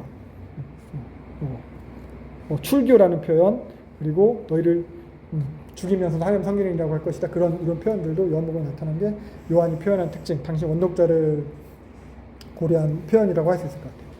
그러니까 유대교한테 핍박당하고 고발당하고 쫓겨나고 그러니까 유대인 기독교인들 혹은 유대교에 있던 이방인들은 그중에 개종한 이방인들 정체성의 혼란이 생기는 거죠. 이게 맞나? 이게 하나님의 백성이 맞나? 그래서 박해도 있고 그러니까 다시 유대교로 돌아가는 사람들도 생기는 거고 왜냐하면 유대교로 돌아가면 로마 제국 핍박을 안 받으니까. 그러니까 이런 상황에서 신앙을 지키는 성도들이 있는 거죠. 그런 성도들이 무슨 생각을 했을까? 우리가 이걸 염두에 두고 계시록을 읽어야 돼요. 고난을 당하는 그런 상황에서 자신들은 왜 고난 당하는지 잘못한 것도 아니고 계시록에 쓰였듯이 예수님 믿는다고 하나님의 말씀대로 산다고 당하는 고난이기 때문에 여기서 이 사람들이 고민이 또 하게 됐을 거예요. 하나님 믿어서 당하는 고난인데 하나님은 왜 우리를 그냥 두시나? 왜 하나님 우리를 구해주지 않으시나? 내 자식이, 내 가족이, 내 친구가 잔인하게 죽임 당하는데 사자굴의 다니엘은 풀무불의 새 친구들은 다 구해주셨는데 지금은 그게 없는 거예요.